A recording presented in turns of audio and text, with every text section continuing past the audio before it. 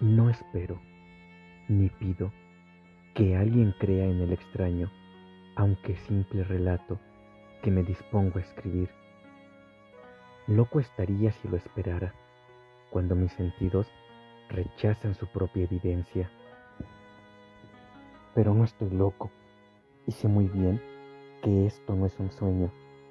Mañana voy a morir y quisiera aliviar hoy mi alma. Mi propósito inmediato consiste en poner de manifiesto, simple, sucintamente y sin comentarios, una serie de episodios domésticos. Las consecuencias de estos episodios me han aterrorizado, me han torturado y por fin me han destruido. Pero no intentar explicarlos. Si para mí han sido horribles, para otros resultarán menos espantosos que barrocos. Más adelante, tal vez, aparecerá alguien cuya inteligencia reduzca mis fantasmas a lugares comunes. Una inteligencia más serena, más lógica y mucho menos excitable que la mía, capaz de ver en las circunstancias que temerosamente describiré una vulgar sucesión de causas y efectos naturales. Desde la infancia me destaqué por la docilidad y bondad de mi carácter. La ternura que abrigaba mi corazón era tan grande que llegaba a convertirme en objeto de burla para mis compañeros. Me gustaban especialmente los animales y mis padres me permitían tener una gran variedad. Pasaba a su lado la mayor parte del tiempo y jamás me sentía más feliz que cuando les daba de comer y los acariciaba. Este rasgo de mi carácter creció conmigo y, cuando llegué a la virilidad, se convirtió en una de mis principales fuentes de placer. Aquellos que alguna vez han experimentado cariño hacia un perro fiel y sagaz no necesitan que me moleste en explicarles la naturaleza o la intensidad de la retribución que recibía. Hay algo en el generoso y abnegado amor de un animal que llega directamente al corazón de aquel que con frecuencia ha probado la falsa amistad y la frágil fidelidad del hombre.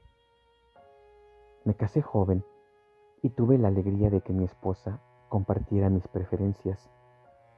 Al observar mi gusto por los animales domésticos, no perdía oportunidad de procurarme los más agradables de entre ellos.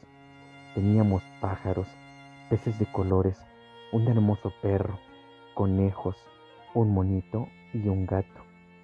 Este último era un animal de notable tamaño y hermosura, completamente negro y de una sagacidad asombrosa.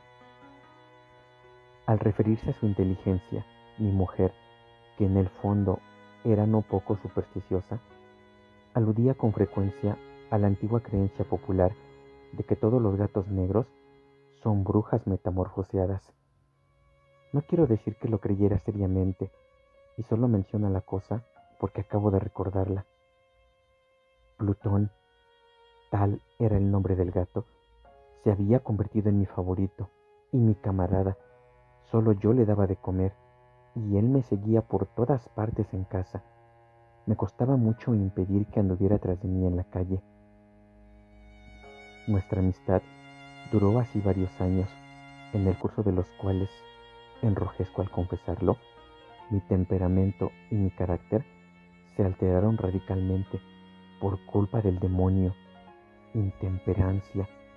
Día a día me fui volviendo más melancólico, irritable e indiferente hacia los sentimientos ajenos.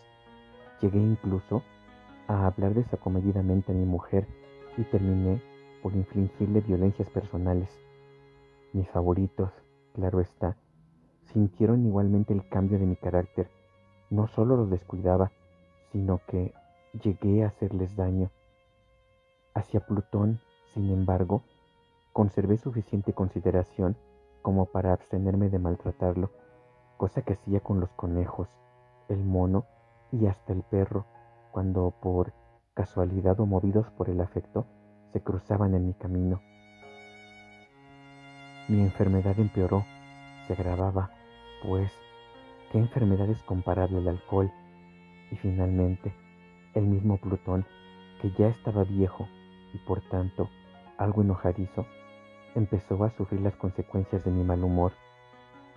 Una noche en que volvía a casa completamente embriagado después de una de mis correrías por la ciudad, me pareció que el gato evitaba mi presencia. Lo alcé en brazos, pero, asustado por mi violencia, me mordió ligeramente en la mano. Al punto, se apoderó de mí una furia demoníaca y ya no supe lo que hacía.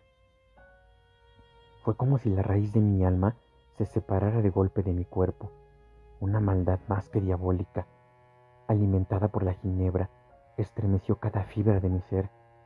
Sacando del bolsillo del chaleco un cortaplumas, lo abrí mientras sujetaba al pobre animal por el pescuezo y deliberadamente le hice saltar un ojo.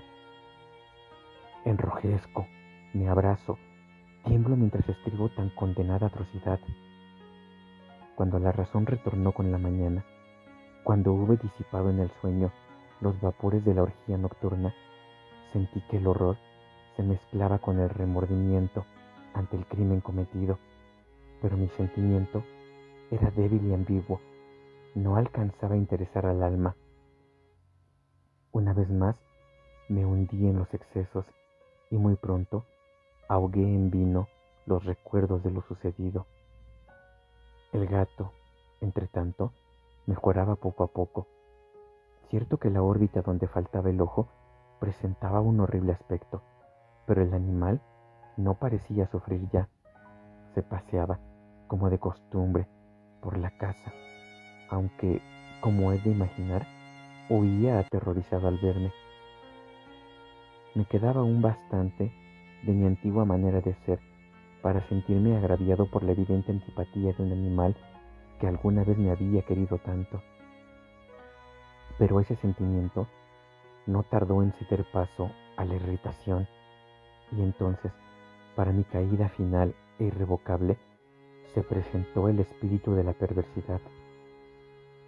La filosofía no tiene en cuenta este espíritu, y sin embargo, tan seguro estoy de que mi alma existe como de que la perversidad es uno de los impulsos primordiales del corazón humano, una de las facultades primarias indivisibles, uno de esos sentimientos que dirigen el carácter del hombre.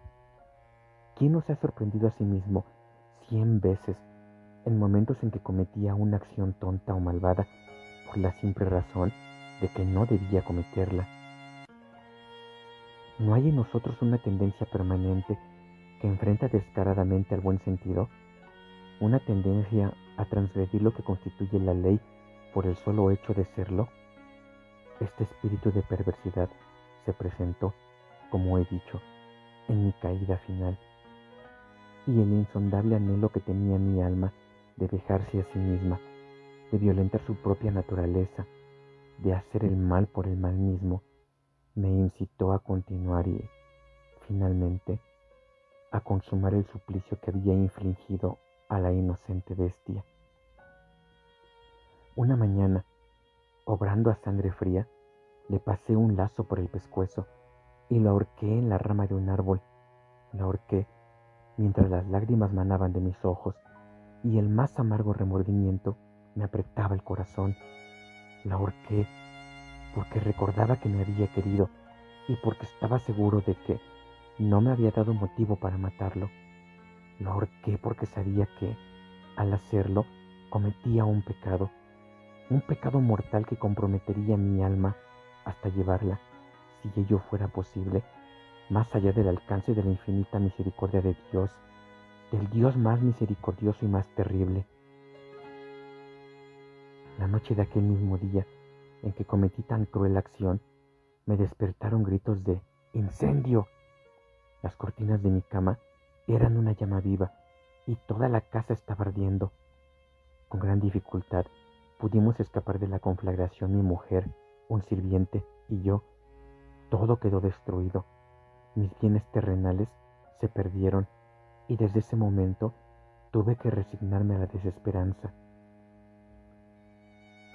No incurriré en la debilidad de establecer una relación de causa y efecto entre el desastre y mi criminal acción, pero estoy detallando una cadena de hechos y no quiero dejar ningún eslabón incompleto. Al día siguiente del incendio, acudí a visitar las ruinas. Salvo una, las paredes se habían desplomado. La que quedaba en pie era un tabique divisorio de poco espesor, situado en el centro de la casa y contra el cual se apoyaba antes la cabecera de mi lecho. El enlucido había quedado a salvo de la acción del fuego, cosa que atribuí a su reciente aplicación. Una densa muchedumbre habíase reunido frente a la pared y varias personas parecían examinar parte de la misma con gran atención y detalle. Las palabras extraño, curioso y otras similares excitaron mi curiosidad. Al aproximarme, vi que en la blanca superficie, grabada como un bajorrelieve, aparecía la imagen de un gigantesco gato. El contorno tenía una nitidez verdaderamente maravillosa. Había una soga alrededor del pescuezo del animal. Al descubrir esta aparición, ya que no podía considerarla otra cosa, me sentí dominado por el asombro y el terror. Pero la reflexión vino luego en mi ayuda. Recordé que había ahorcado al gato en un jardín contiguo a la casa. Al producirse la alarma del incendio, la multitud había invadido inmediatamente el jardín. Alguien debió de cortar la soga y tirar al gato en mi habitación por la ventana abierta. Sin duda, habían tratado de despertarme en esa forma. Probablemente, la caída de las paredes comprimió a la víctima de mi crueldad contra el enlucido recién aplicado, cuya cal, junto con la acción de las llamas y el amoníaco del cadáver, produjo la imagen que acababa de ver. Si bien en esta forma quedó satisfecha mi razón, ya que no mi conciencia, sobre el extraño episodio, lo ocurrido impresionó profundamente mi imaginación. Durante muchos meses no pude librarme del fantasma del gato, y en todo ese tiempo dominó mi espíritu un sentimiento informe que se parecía, sin serlo, al remordimiento. Llegué al punto de lamentar la pérdida del animal y buscar, en los viles antros que habitualmente frecuentaba, algún otro de la misma especie y apariencia que pudiera ocupar su lugar. Una noche en que, borracho a medias, me hallaba en una taberna más que infame, reclamó mi atención algo negro, posado sobre uno de los enormes toneles de ginebra que constituían el principal moblaje del lugar.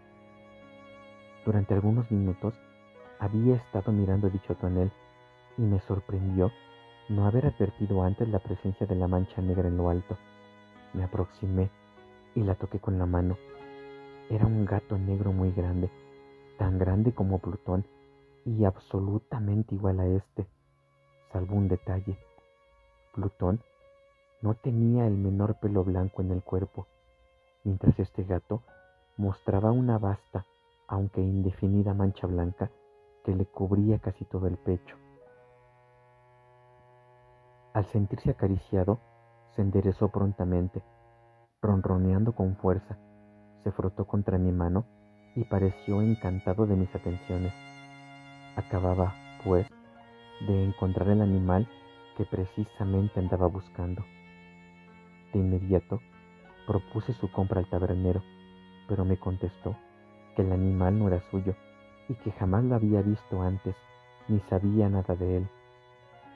Continué acariciando al gato y, cuando me disponía a volver a casa, el animal pareció dispuesto a acompañarme. Le permití que lo hiciera, deteniéndome una y otra vez para inclinarme y acariciarlo. Cuando estuvo en casa, se acostumbró a ella de inmediato y se convirtió en el gran favorito de mi mujer.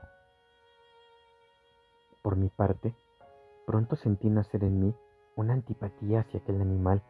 Era exactamente lo contrario de lo que había anticipado, pero sin que pueda decir cómo ni por qué, su marcado cariño por mí me disgustaba y me fatigaba. Gradualmente, El sentimiento de disgusto y fatiga creció hasta alcanzar la amargura del odio. Evitaba encontrarme con el animal. Un resto de vergüenza y el recuerdo de mi crueldad de antaño me vedaban maltratarlo.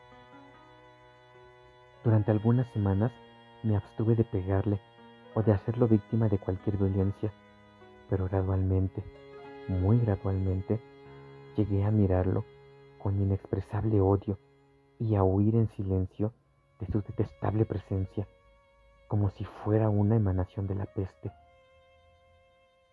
Lo que, sin duda, contribuyó a aumentar mi odio fue descubrir a la mañana siguiente de haberlo traído a casa que aquel gato, igual que Plutón, era tuerto. Esta circunstancia fue precisamente la que lo hizo más grato a mi mujer, quien, como ya dije, poseía en alto grado esos sentimientos humanitarios que alguna vez habían sido mi rasgo distintivo y la fuente de mis placeres más simples y más puros. El cariño del gato por mí parecía aumentar en el mismo grado que mi aversión. Seguía mis pasos con una pertinencia que me costaría hacer entender al lector. Donde quiera que me sentara, venía a ovillarse bajo mi silla o saltaba a mis rodillas, prodigándome sus odiosas caricias. Si echaba a caminar, se metía entre mis pies, amenazando con hacerme caer, o bien clavaba sus largas y afiladas uñas en mis ropas para poder trepar hasta mi pecho. En esos momentos, aunque ansiaba aniquilarlo de un solo golpe, me sentía paralizado por el recuerdo de mi primer crimen, pero sobre todo, quiero confesarlo ahora mismo, por un espantoso temor al animal. Aquel temor no era precisamente miedo de un mal físico, y sin embargo, me sería imposible definirlo de otra manera. Me siento casi avergonzado de reconocer, sí, aún en esta celda de criminales, me siento casi avergonzado de reconocer que el terror, el espanto que aquel animal me inspiraba, era intensificado por una de las más insensatas quimeras que sería dado concebir. Más de una vez, mi mujer me había llamado la atención sobre la forma de la mancha blanca de la cual ya he hablado y que constituía la única diferencia entre el extraño animal y el que yo había matado.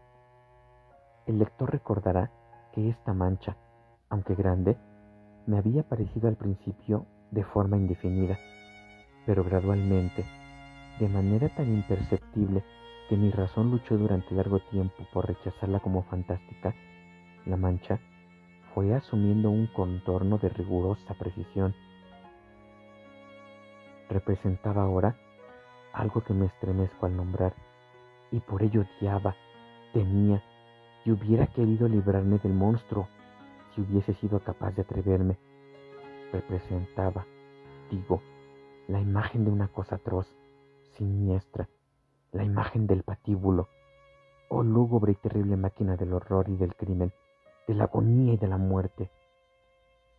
Me sentí entonces más miserable que todas las miserias humanas.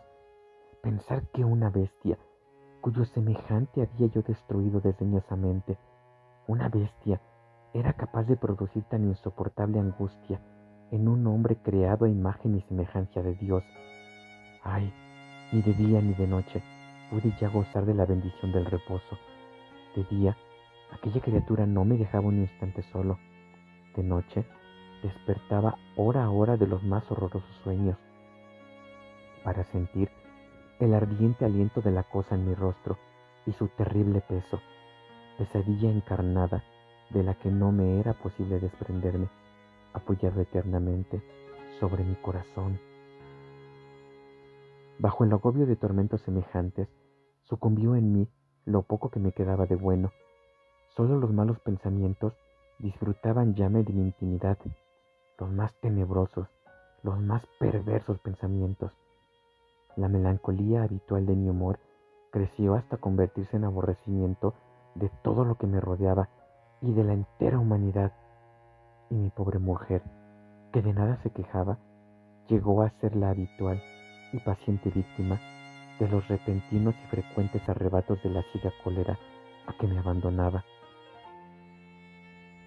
Cierto día, para cumplir una tarea doméstica, me acompañó al sótano de la vieja casa, donde nuestra pobreza nos obligaba a vivir. El gato me siguió mientras bajaba la empinada escalera y estuvo a punto de tirarme cabeza abajo, lo cual me exasperó hasta la locura. Alzando un hacha y olvidando en mi rabia los pueriles temores que hasta entonces había detenido mi mano, descargué un golpe que me hubiera matado instantáneamente al animal de haberlo alcanzado. Pero la mano de mi mujer detuvo su trayectoria. Entonces, llevado por su intervención, a una rabia más que demoníaca, me zafé de su brazo y le hundí el hacha en la cabeza. Sin un solo quejido, cayó muerta a mis pies. Cumplido este espantoso asesinato, me entregué al punto y con toda sangre fría a la tarea de ocultar el cadáver. Sabía que era imposible sacarlo de casa, tanto de día como de noche, sin correr el riesgo de que algún vecino me observara. Diversos proyectos cruzaron mi mente. Por un momento, pensé en descuartizar el cuerpo y quemar los pedazos. Luego, se me ocurrió cavar una tumba en el piso del sótano. Pensé también si no convenía arrojar el cuerpo al pozo del patio o meterlo en un cajón, como si se tratara de una mercadería común, y llamar a un mozo de cordel para que lo retirara de casa. Pero al fin di con lo que me pareció el mejor expediente y decidí emparedar el cadáver en el sótano, tal como se dice que los monjes de la Edad Media emparedaban a sus víctimas. El sótano se adaptaba bien a este propósito. Sus muros eran de material poco resistente y estaban recién revocados con un mortero ordinario que la humedad de la atmósfera no había dejado endurecer. Además, en una de las paredes se veía la saliencia de una falsa chimenea, la cual había sido rellenada y tratada de manera semejante al resto del sótano. Sin lugar a dudas, sería muy fácil sacar los ladrillos en esa parte, introducir el cadáver y tapar el agujero como antes, de manera que ninguna mirada pudiese descubrir algo sospechoso. No me equivocaba en mis cálculos. Fácilmente saqué los ladrillos con ayuda de una palanca y, luego de colocar cuidadosamente el cuerpo contra la pared interna, lo mantuve en esa posición mientras aplicaba de nuevo la mampostería en su forma original. Después de procurarme argamasa, arena y cerda, preparé un enlucido que no se distinguía del anterior y revoqué cuidadosamente el nuevo enladrillado. Concluida la tarea, me sentí seguro de que todo estaba bien. La pared no mostraba la menor señal de haber sido tocada. Había barrido hasta el menor fragmento de material suelto.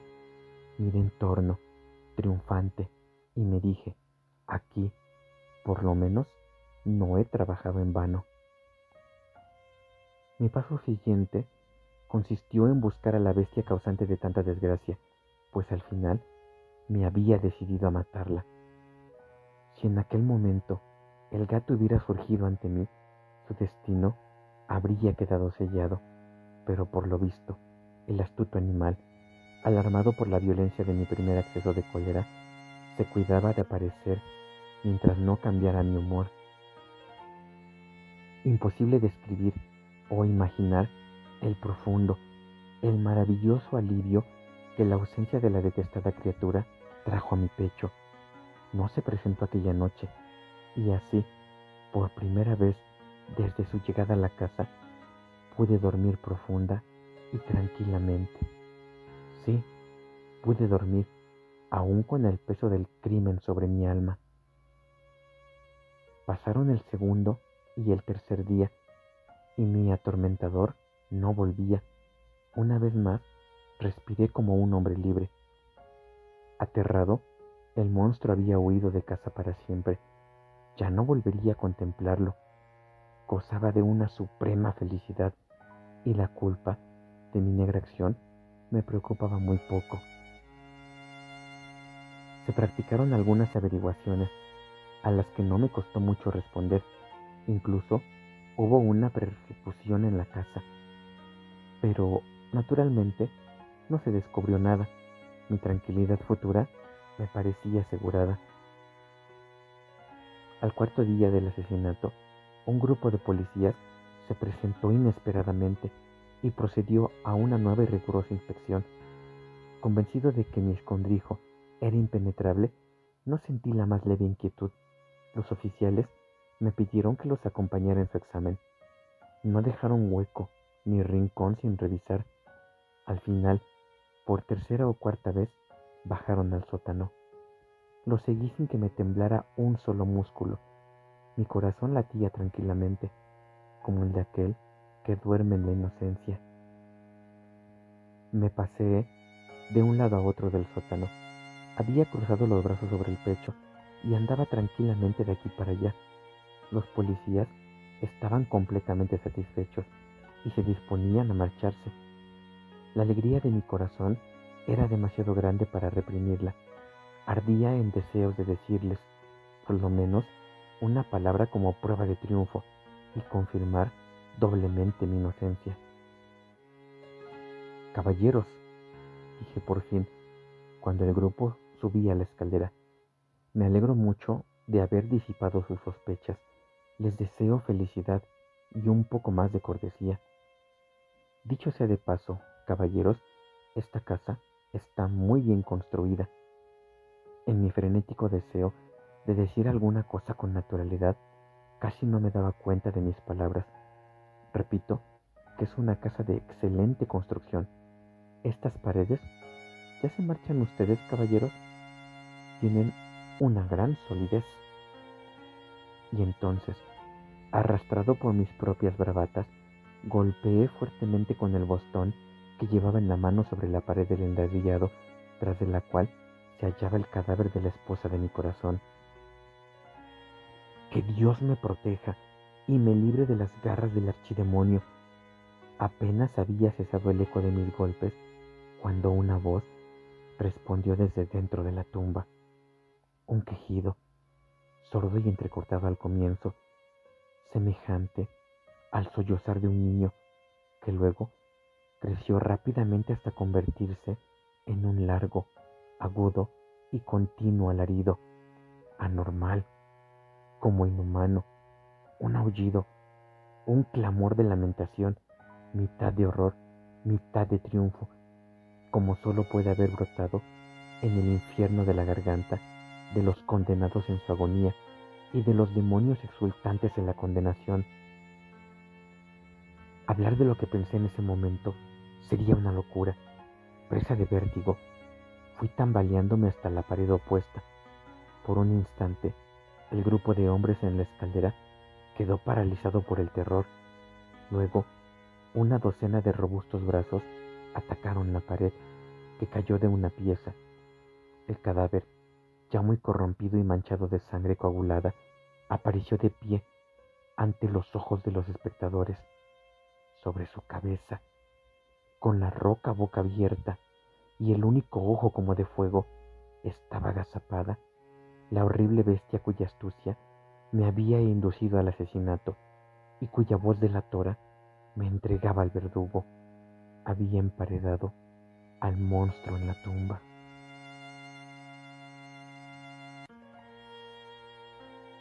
El gato negro. Edgar Allan Poe.